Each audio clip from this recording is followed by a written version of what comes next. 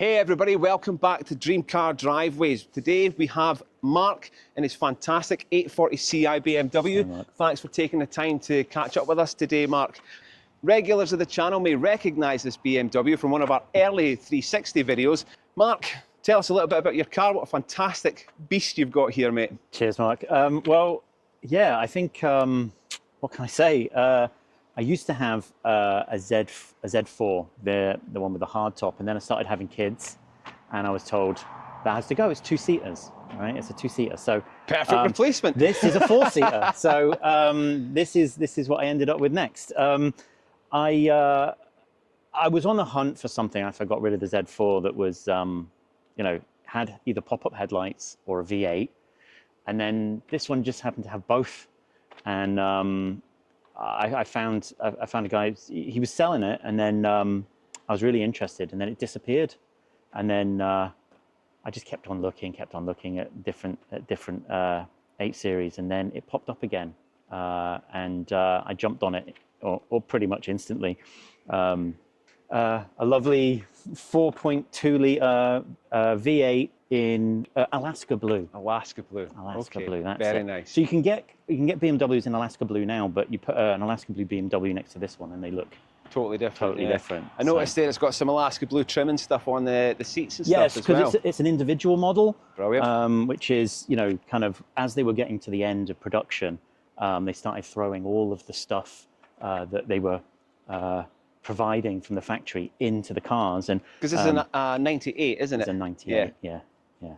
So it only would have been, you know, another year of production, and then they're all gone. So I'm very lucky. The individual models are the ones that have kind of very different paint colors and all of the options, and you know, all that kind of stuff. So, and then the owner before the person I got it from, I think, started putting on the AC snitcher stuff, like on the wheels and things. But I think it looks really nice. Like, yeah, the stance of it, the thickness of those back tyres just are absolutely massive, and it sits really well on those AC snitcher wheels. What are they? Are they 18s? They're 18s, yeah. Perfect size as well. They just fill out the arches without being too big and ostentatious. Well, it's really comfortable to drive. That's the thing. It's so comfy to drive that you forget that you're actually in something that looks like that. Yeah, you know? I remember when I managed to take it out last time, sitting on the motorway, where this is obviously designed for, it was built for the Autobahn, really. It's a Grand Tourer.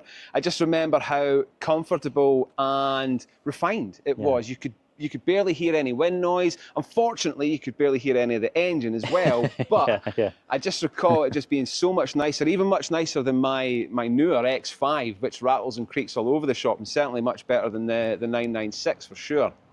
Yeah. So it's under 70,000 miles. So it's still got a long way to go. Yes. Considering it's, you know, it'll be getting up to 30 years old, you know, in a couple of years' time. So it's yeah, it's in good nick. I'm very pleased. Definitely, and it's been well kept from yourself and the previous owner. How long have you had it now, Mark? I've had it for 2 years, maybe. Yeah. And was it a car that you'd always wanted? It's a weird one, right? Because it was always one of those cars that you go, oh yeah, that's nice, that's nice. But it wasn't a car that was ever on my wall, right? Okay. As a kid, right? I had Lamborghinis and Lotuses and stuff on my wall.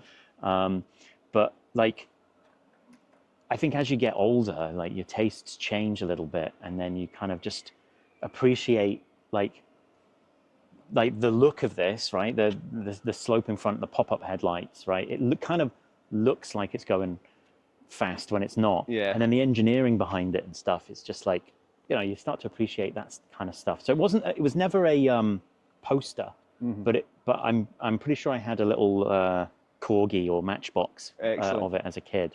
Not in blue, I think it was in green, but yeah. It's when you get to see it in the flesh, you're like, that's it. I think one thing you underestimate until you're standing next to one is the sheer size of the thing. But as you say, it's very svelte. The lines are very nice. The raised shoulders along the back there. It does look faster than it goes, but it's beautiful to stand beside. It's absolutely meticulously looked after. Yeah, it's not a fast car. I mean, it can still put you back in your seat and stuff, and it feels it feels nice to drive. But I mean, if you've been in a fast car, this isn't it. But cruising down, the motorway or whatever, you just put your foot down and you don't even know. You're barely 1,500 RPM, and you're just like, That's the beauty of the V8s, isn't it? Yep. Yeah. As you say, or as we said earlier on, it's designed to sit at 150 miles an hour on the Autobahn and to do so effortlessly. When I had it up on the motorway, even at 70, which is a fraction of that, it's just felt like it could do so with ease. There was absolutely no effort involved whatsoever with it at all.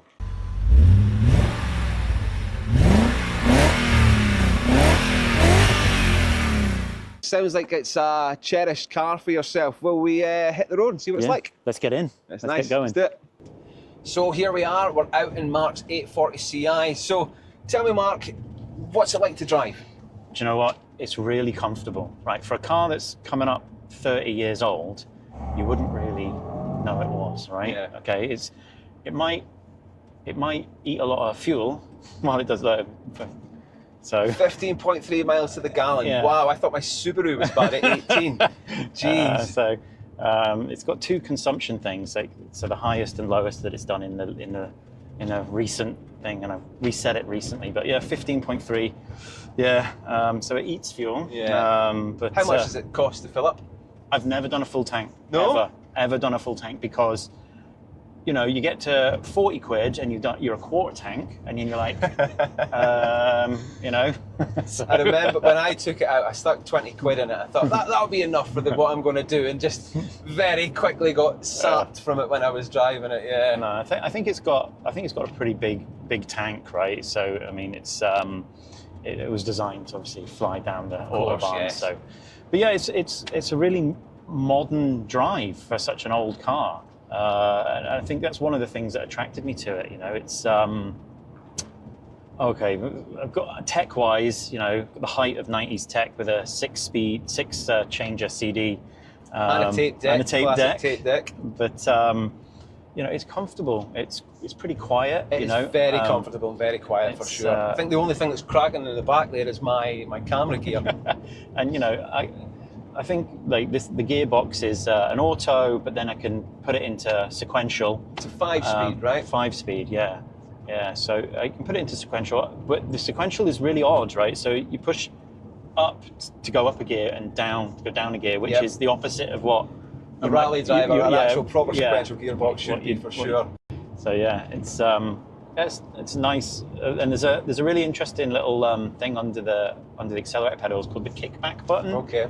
So as you push the accelerator down, you'll just feel this button underneath the accelerator, and you press it, and then it will drop you down a gear and push you forwards. That's excellent. Yeah.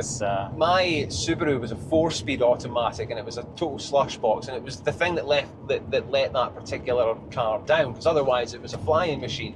But it was on or off. Right. It didn't have that ability to be pushing just a little bit further to activate that kick down. It was very much, you're putting the foot down, pin you in the back of your seat. But no, this is absolutely fantastic. As you say, it's very comfortable. Even on these terrible Scottish B roads, it's very refined. The suspension's soft. It's very nice. It's a land yacht at the end of the day, isn't it? Yeah. And this was the pinnacle of BMW engineering in the 90s. This was the absolute flagship that the guys had, wasn't it? Yeah. So, obviously they were trying to compete with Mercedes, and then Ferrari. Actually, it was one of the things they were trying to think, maybe this car would appeal to people that would be buying Ferraris. But I think that's the whole slanted bonnet look. Certainly, definitely. It's crazy. Like the aircon is ice cold, right? And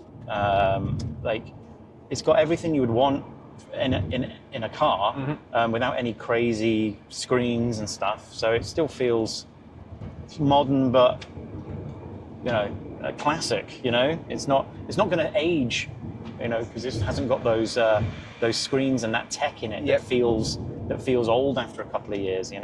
What I like about this particular era of BMW is just how driver focused it is. The way that the dashboard slants towards the driver, and just how it is focused on giving you pure driving experience, or the ultimate driving experience, as they say.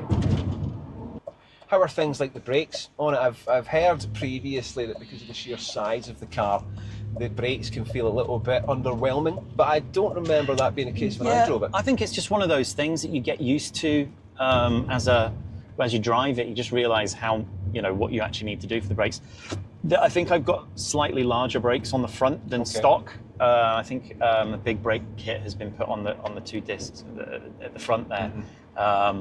But it's I think it's all right. Like I've driven a lot worse, that doesn't feel like it's ever going to stop. Yep. So I think you just get used to it, right? And if I really put my foot down, it will stop.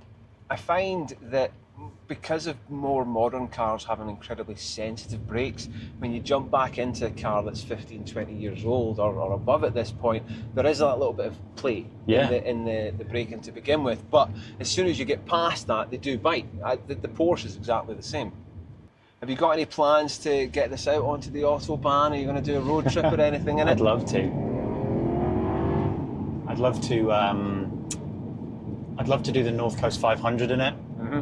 Throw a tent in the back, because the boot's pretty big, and then just do that. I did the North Coast a few years ago in an old Type 2 VW camper van, and that was amazing. Excellent, yeah, that's fantastic. I'd love to go and do it in this, but a bit cliche, but like there's the roads up there are just amazing to drive. So yeah, I've heard the locals are also a little bit against it these days as well, from everything that I've read, which I can get, if people are coming in and not respecting the area.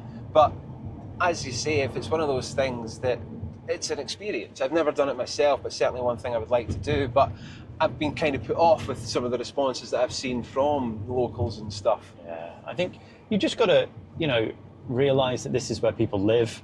Right, and exactly. you're driving through and staying, either in their town or on a campsite on the outskirts and stuff. You just respect what's going on. It's not, just because you're driving through in a fancy car doesn't entitle you to anything. Exactly. So. Yeah.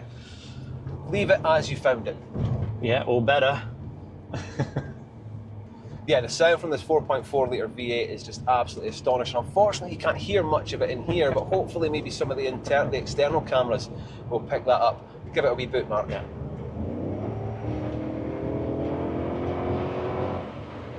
And yeah, we only got to 4,000 RPM there. It's red lines at 6. So what's it like in the corners? Last time I had this out on a motorway, which, as we discussed earlier, is where these are designed. How does it feel being so big on these narrow country roads? Look, I think I've been driving it for so long. I'm comfortable with it, but it's. It's not a car that you want to throw around these corners. You want to kind of plan what you're doing in advance, because it's not nimble. It's not a nimble car, right? So you just always have to know that you're driving, 2 tons of, nearly 2 tons, whatever it was. It's a pretty weighty vehicle. I think it's 1,790 odd kilograms, right. So 1,800 kilograms or so. So yeah, it's a small bungalow at this point. But as you say, it doesn't goad you. It's not that kind of car that's supposed to be driven like that. It's a sophisticated car. It was for individuals cruising on the motorway in the Autobahn at 140 miles an hour rather than thrown around a B road. Yeah. Yeah, this isn't not its natural habitat, I would say, but the burble from it. And is it relatively easy to live with? Do you drive it often? Yeah, I mean, I take it out just during the summer months, right? And it's wintered over. It's over winter. It's in the garage, but it's fine. Like it starts first time every time. I'm never had a problem with it. Like I had a big bit of work done. Like last year, I got the headliner was sagging, and I got the headliner replaced. Yeah, that's nice. And they looked at the suspension a little bit then, just to make sure that it was, all good, and replaced a couple of bits here and there. It had some worn bushes and stuff, but I think they must have been back to the originals. Wow. So, it's it's one of the last BMWs that were built to last. It was, for me, BMWs have changed over the last 10, 15 years, in that they have become a lot more mass marketable than they were during this particular era of development. Yeah, this was aimed at like company executives that needed to, Exactly. nip between their offices in Germany or to the airport, and it does that just fine, Maybe close that. It's a bit of wind noise from the sunroof there. Whoa! And then if it's all right for yourself, will I drive us both back? Yeah. Excellent. I'm looking forward to it. I loved this car last time I got in here. It was an incredibly exquisite drive, and I'm looking forward to seeing how different it feels on a B road compared to a motorway.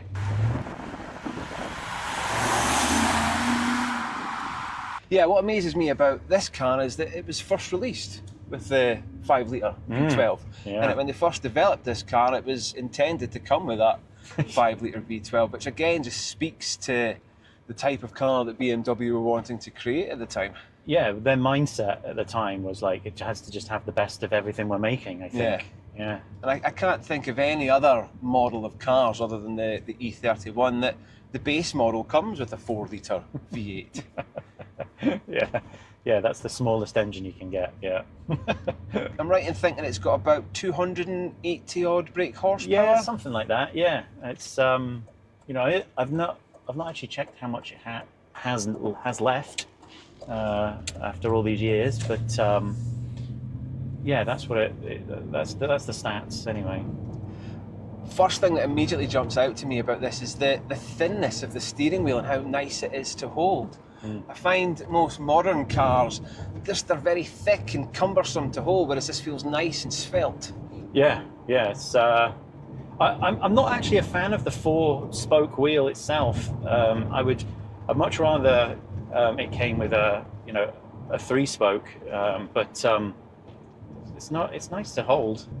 As you say, it feels very responsive. It's got enough go for you to be able to get up to speed on these types of roads, but enough comfort to not feel like you're getting thrown around constantly. But you are very, very conscious of the size of it, aren't you? Yeah. Even the ruts in the side of the road, they are just trying to make sure that, as you say, you're preparing yourself well in advance of anything coming up on the road. But it's responsive. It certainly turns in fairly quickly for a car of its size. Yeah, I think like the only real things I can judge it against would be my old Z4, and it's much heavier. It feels much heavier and more sluggish than that did, but it doesn't feel too sluggish. It's fun enough, I think. What do you love about it the most? I just love the way it looks. I love the pop-up headlights, the low bonnet, the fact that when I've got the lights on, that little cluster of lights at the really low down on the front. I just love the way it looks. I think it just is such a classic shape. It doesn't look 30 years old. No, without a doubt. And you're so right with what you were saying earlier on about it, BMW trying to target the potential Ferrari market. If you look back to the Testarossas of the time and whatnot, they're all that wedge shape that this is, and it's a timeless shape for a reason. Yeah, it stands up now, right? I've had having it, go to a car wash and someone's washing it and they ask me tons of questions. And when I tell them that it's like nearly 30 years old, they're always like, wow, really? Jeez. It's like, it's clearly not a modern car, but in your head, what do you think a 30-year-old car looks like? Yeah. Well, and that it's coming on 30 years, and this is one of the youngest on the road. Of course, yeah, right. So, there's 40-year-old examples of these. Have you ever been caught out with it being an automatic and ultimately a 300 brake horsepower V8 getting powered with the rear wheels? I've had one moment in the wet where it lost traction on the back wheels for like a split second. It wasn't scary or anything. I just felt it. Just felt it go, but I'm not crazy when I'm driving it, right? I'm not someone who's trying to push the limits of what this car can do. Put some good tires on, respect a 300 horsepower, old car. Yeah, that's it. And with anything of that age, you have to respect it, regardless of its size and its power output. It's an old gentleman at this point. You need to treat it as such. It's absolutely, this particular bit's bumpy, so we'll be able to get a good test of the suspension. Oh, glides over there, guys. In the Porsche, you'd hit your head off the roof. My gosh. But no, the colour is absolutely fantastic. Even just the wee glimpses that you see of the wing mirrors out of here and the tints and stuff as well, it is just absolutely lovely. It's an exquisite place to be. I would definitely like to go on a road trip. With it being a Grand Tourer, it would just be so much more of an enjoyable experience over a long road trip. It's never really gone much further than Edinburgh since I've been owning it. In and around Dundee and down to Edinburgh once or twice, but I'll take it further afield in the next few months for a trip down to Sheffield way, I think. Try and get that MPG up a little bit on the motorway. Well, if I can get to 20, that'd be good. That'd be nice. As you were saying earlier on when you were talking about the car losing a bit of traction, it's fair enough, it's a 30-year-old car, but at the same time it has enough mod cons that it's modern. I take it it's got traction control, aircon and everything, as you were saying before. It's a modern classic. You're not feeling that you're missing any mod cons by having this car. If you went back another 10 years then the types of stuff that you're going to be in your car and the build quality is going to be such that that you're in a different era. This one's still modern enough. And despite the size of it, it's absolutely effortless to drive. I can see why they've went for the automatic gearbox. We're already up at 60 and barely pushed it there. Yeah. It likes to go. It likes to move. It's just. And it doesn't even really break a sweat, it's not even trying. It doesn't at all. And that's why I thought we'd go up here onto this dual carriageway here, just to put it back in its rightful place, where it prefers to be. These B roads, they're nice to drive and all that sort of stuff, but the BMW is a bit more sophisticated than that. It's not for being hooned around a B road at all. But no, this has been absolutely fantastic, Mark. This is one of the cars that has stuck with me ever since I first drove it, and I really appreciate you not only taking the time today to come back out and doing another video with me, but giving me it the last time for the duration of time. It's by far one of the most popular videos I've had. Even the short that I made of it, I'm still getting people liking that one on TikTok. Nice. It's just a really, really loved car. It's excellent. Right, let's go for it, guys. You okay with me doing this, Mark? Yeah. Foot down, listen to that engine, guys. Changes up, and you can feel that button, can't you? Yeah. It's excellent. Yeah, just giving you that extra little bit of control of, do I want to push it that little bit further, then put the foot down and do so. But even there, that was absolutely effortless coming up to speed.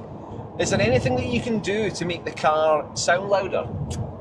So a lot of owners actually replace the back boxes with some Ferrari back boxes. All right, okay. And it really does sound like a V8 then, right?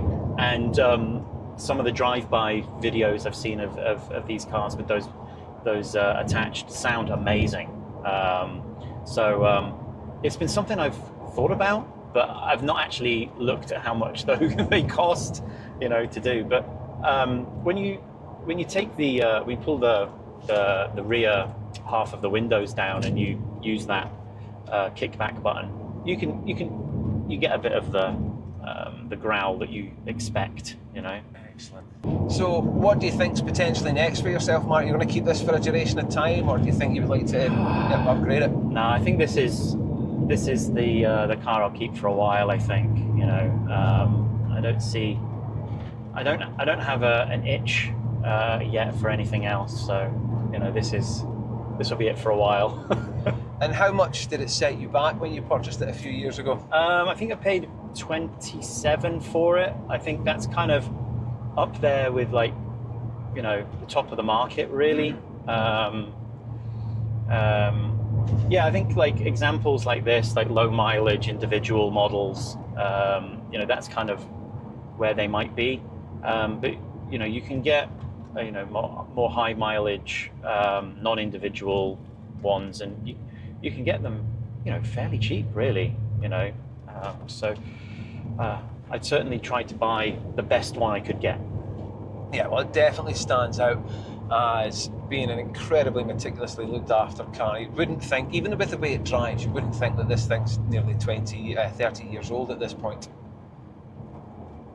It's very, very nice to drive.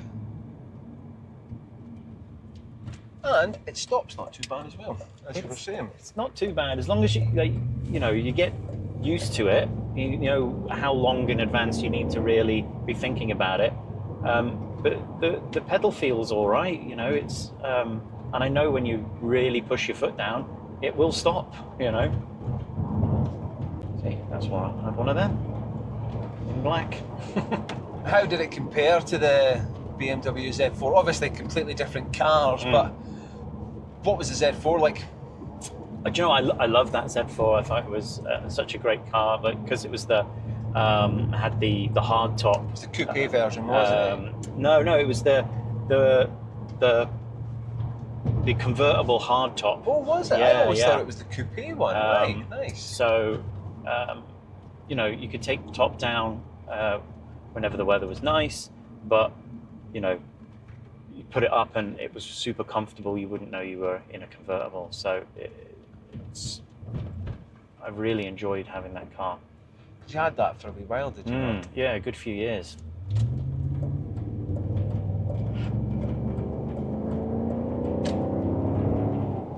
The itty-bitty wing mirrors are quite difficult to see out of, aren't they?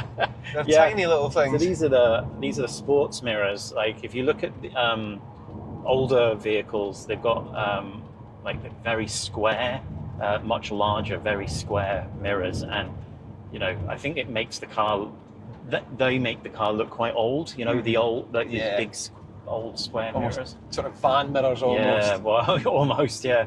The kit that's on this car on the front and the back really kind of make it look so much better than the very early models where they didn't have that, and it looks its profile looks a lot taller because there's much bigger gap between the road and the front of the nose of the car, so they look a lot old. They actually look old cars, you know, when you go back and look at those models. One thing that you don't really get from the driver's seat of this is just how long the bonnet extends out for. Yeah. Have you ever found yourself getting too close to things as you're parking it up? Yeah, a number of times. Had to attach a kind of tennis ball with a string into the garage. So I could, as soon as it nabbed that tennis ball, I was like, right, okay, now stop. Because I did accidentally go a little bit too far and ding the front of it a tiny bit. Nothing that's super visible unless you're me and you know. Yeah, I'm the same. Incredibly anal about that sort of thing. But no, this has been absolutely fantastic. Thank you for letting me back out on it again. It's been amazing. It's just such a beautiful car, mate. It's absolutely fantastic to drive, and yeah, you've definitely bought yourself a classic here. And fingers crossed, you'll be able to get a return on your investment in several decades' time. Well, I've not bought it for that. It's not to sell on and hope I make a profit. It's to have something that, you know, I enjoy driving and I enjoy looking after, and it's just a bit different. Well, it definitely is that. I've very rarely seen many of these on the road, even to this day. There we have it, guys. Another road trip done, and what a car to do it in. Absolutely, just what an exquisite piece of machinery this is, Mark. Thank you very much for taking me out in it again. As I say, I'm due You're you a welcome, shot in the mate. Porsche. You Yeah. let me know when you want to have a shot and we'll get you out in there, man. Nice. It's been a pleasure of mine to have this car on the channel once again. Thank you very much. No worries. And I'll get my little sticker put onto the window here. Of course, yes, please do. And send me a picture if you will wouldn't do. mind. Yeah. Well, guys, if you've liked today's video, make sure to call shotgun on the next one by liking and subscribing, and we'll see you then. All the best. Done. Cheers. Nice one. Excellent.